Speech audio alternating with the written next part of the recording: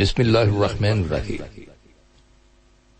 معزز سامعین، آج کے پروگرام میں ہم آپ کو عزیز و اقارب اور رشتہ داروں کے ساتھ حسن سلوک کے بارے میں کچھ مفید باتیں بتائیں گے۔ جیسے کہ آپ جانتے ہیں کہ انسان اس دنیا میں تنہا زندگی بسر نہیں کر سکتا، کیونکہ باہمی ملاقات سے انسان کو سکون ملتا ہے، ایک دوسرے کے قریب آنے کا موقع ملتا ہے، اور خوشگوار زندگی کے لیے ضروری ہے کہ جن لوگوں کے ساتھ ہمارا قریبی رشتہ ہے ان کے ساتھ ہمارے تعلقات بھی اچھے ہیں۔ انسان معاشرے میں کس طرح زندگی گزارے، اس کے تعلقات کیسے خوشگوار ہو اور اس کا طرز عمل کیا ہونا چاہیے، اس کا دوسرے لوگوں کے ساتھ رویہ کیا ہونا چاہیے، اس بارے میں ہمارا دین اسلام ہماری بہترین رہنمائی کرتا ہے، اور وہ یہ کہ لوگ ایک دوسرے کے خیر خواہ ہوں، ان کا دل ایک دوسرے کے خلاف حسد، بغض اور کینہ سے خالی ہو، وہ دوسروں کی کامیابی پر خوش ہوں، اگر کسی سے کوئی تکلیف پہنچے تو عفو و درگزر سے کام لینے والے ہوں۔ اللہ سبحانہ تعالیٰ نے برائی کو بھلائی سے دور کرنے کا حکم دیا ہے تاکہ باہمی تعلقات میں بگاڑ پیدا نہ ہو۔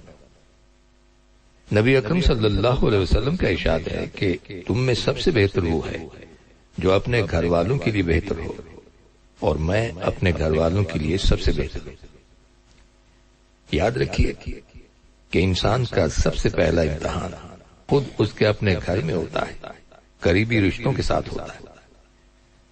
آپ نے دیکھا ہوگا کہ زندگی میں ہمیں اکثر معاملات پیش آتے ہیں جن سے ہم دل برداشتہ ہو جاتے ہیں، لیکن اللہ سبحانہ تعالیٰ کی نظر میں وہی اچھا ہے جو صبر سے کام لیتے ہوئے اپنے رشتوں کو نبھائے اور ان سے حسن سلوک کرتا رہے۔ ایسے شخص کا انجام انشاءاللہ اچھا ہوگا اور اسے اللہ سبحانہ تعالیٰ انعام سے نوازیں گے۔ قرآن حکیم میں ارشاد باری تعالیٰ ہے، بے شک نصیحت پر عمل عقل مندی کرتے ہیں۔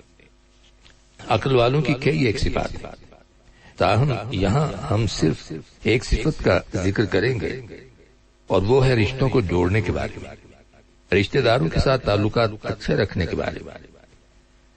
اصل میں کامیاب انسان وہی ہے جس کے تعلقات اچھے ہوں، جو لوگوں کے ساتھ رہنا جانتا ہو، اور وہ تمام امور جنہیں اللہ سبحانہ تعالیٰ نے ملانے کا حکم دیا ہے ان کو ملائے۔ نبی اکرم صلی اللہ علیہ وسلم کی اطاعت کے لیے سر تسلیم خم کرنا، یہ سب اس میں داخل ہے۔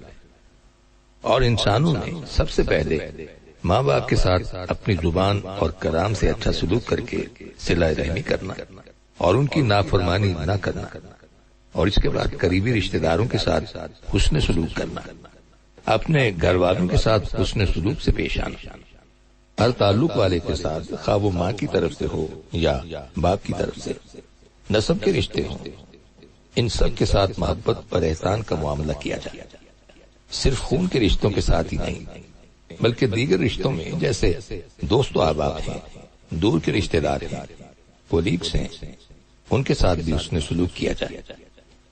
اور ایمان والے لوگ نہ صرف یہ کہ مسلمانوں کے ساتھ اچھا سلوک کرتے ہیں بلکہ نبی اکرم صلی اللہ علیہ وسلم نے مشرک والدین کے ساتھ بھی صلہ رحمی کرنے کا حکم دیا، اور وہ اللہ سے ڈرتے ہیں۔ کیوں ڈرتے ہیں؟ وہ اس لیے کہ ہم سے اپنے فرائض کو ادا کرنے میں کہیں کوئی کوتاہی یا غفلت نہ ہو جائے، اور پھر کہیں ہمارا بڑا حساب نہ، یعنی شدید حساب نہ، وہ قیامت کے دن کے حساب و کتاب کی باریکیوں سے ڈرتے ہیں۔ بڑا حساب وہ ہے جس میں ہر چیز کی پوچھ گچھ کی جائے گی، معاملات کا پورا احاطہ کیا جائے گا۔ جہاں تک صلہ رحمی کا تعلق ہے تو صلہ کہتے ہیں ایک چیز کو دوسری چیز کے ساتھ جوڑنا یا ملانا حتیٰ کہ وہ اس سے چمٹ جائے۔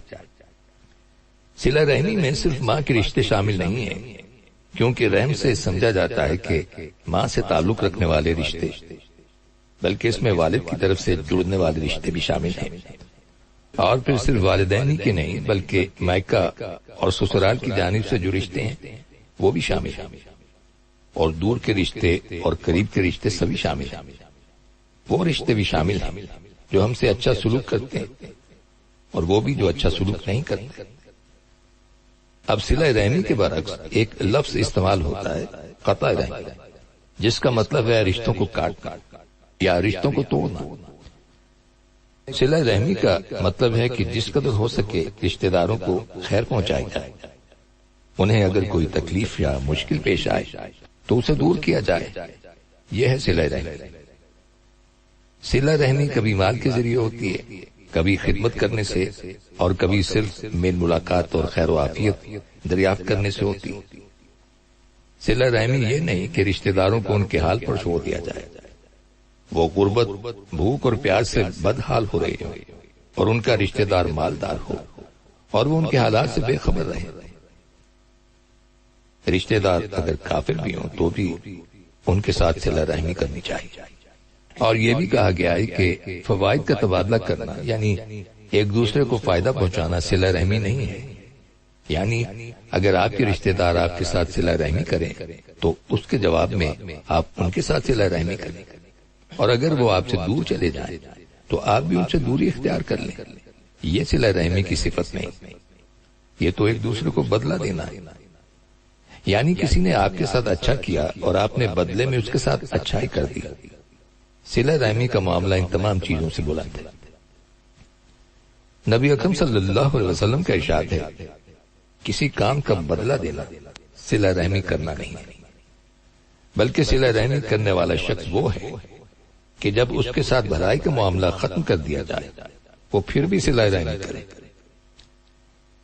رشتہ داروں کا حق یہ ہے کہ وہ اگر آپ سے ملنے آئے تو ان کا استقبال کیا جائے، اور اگر وہ پیٹھ پھیر لیں تو ان کے پیچھے جایا جائے۔ یہ نہیں کہنا چاہیے کہ تم روٹھے ہم چھوٹے، بلکہ اگر وہ روٹھ بھی جائیں تو انہیں منایا جائے۔ سامعین، صلہ رحمی کی دو قسمیں، نمبر 1 عام ہوتی ہے اور نمبر 2 خاص ہوتی ہے۔ عام صلہ رحمی دین پر مبنی ہے، یعنی کسی صاحب ایمان کے ساتھ تعلق ہونا، ضروری نہیں کہ وہ رشتہ داری ہو۔ ہم سب آدم کی اولاد ہیں، اور آدم کی اولاد کی حیثیت میں ہم کسی نہ کسی جگہ جا کر ضرور رشتے میں مل جاتے ہیں۔ ہم کسی نہ کسی درجے میں ایک دوسرے کے رشتہ دار ہیں، اس لیے کہ ہم آدم کی اولاد ہیں۔ اور خاص صلہ رحمی یہ ہے کہ آپ کسی کو جو کچھ دے رہے ہیں اس میں اضافہ کرتے رہیں۔ اگر اللہ سبحانہ تعالیٰ نے آپ کو زیادہ دیا ہے تو حسب توفیق آپ بھی دوسروں کی زیادہ مدد کریں، ان کی خبر گیری کرتے رہیں کہ وہ کس حال میں ہیں، اور ان کی غلطیوں کو معاف کرتے رہیں۔ کتنا خوبصورت ہے صلہ رحمی کا یہ انداز۔ قرآن حکیم میں کئی ایک مقامات پر صلہ رحمی کی تلقین کی گئی ہے۔ آپ نے دیکھا ہوگا کہ آج کے اس دور میں ہمیں رشتے کمزور نظر آتے ہیں، تعلقات خراب نظر آتے ہیں، اور دوسروں کے ساتھ بھلائی کے رویے بہت کم دیکھنے میں آتے ہیں۔ اگر تمام لوگ جنہیں اللہ سبحانہ تعالیٰ نے نوازا ہے وہ دینے والے بن جائیں اور اللہ کی مخلوق کا خیال رکھنے والے ہوں تو دنیا میں شاید کوئی بھوکا نہ رہے، اور نہ ہی کوئی ضرورت مند ایسا رہے کہ وہ گھٹ گھٹ کر علاج کیے بغیر مر جائے، یا کوئی شخص کسی اور ضرورت کے لیے دن رات پریشان رہے۔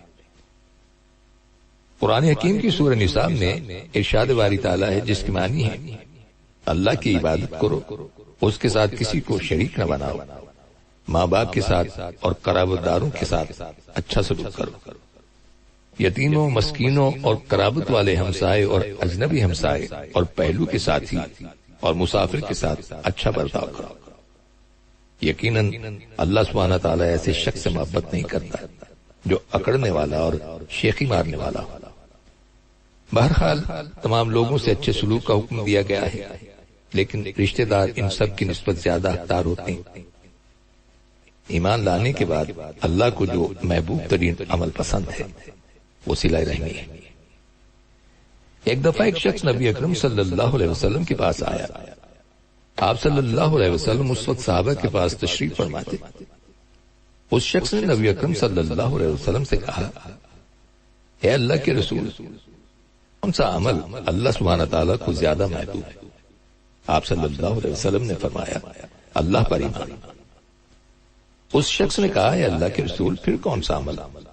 تو نبی اکرم صلی اللہ علیہ وسلم نے ارشاد فرمایا، صلہ رحمی۔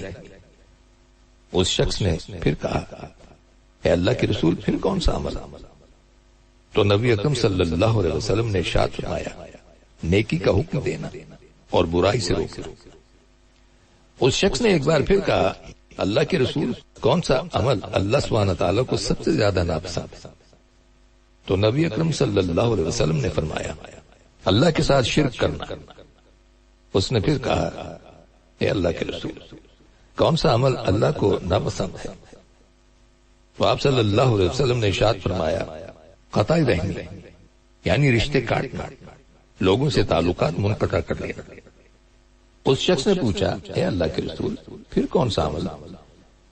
تو نبی اکرم صلی اللہ علیہ وسلم نے ارشاد فرمایا، برائی کا حکم دینا اور نیکی سے روکنا۔ درجے کے لحاظ سے بدترین ہیں وہ لوگ جو لوگوں کا حق نہیں پہچانتے اور صلہ رحمی نہیں کرتے۔ قرابت داروں کے ساتھ سلوک سے متعلق مزید مفید باتیں ہم آپ کو اپنے آئندہ پروگرام میں بتائیں گے، اور اس کے ساتھ ہی ہمارے آج کے پروگرام کا وقت بھی اب ختم ہوتا ہے، اس دعا کے ساتھ کہ اللہ تعالی ہم سب کو صراط مستقیم پر چلنے کی توفیق عطا فرمائے، آمین۔ آئندہ ملاقات تک کے لیے محمود احمد کو اجازت دیجیے، اللہ حافظ۔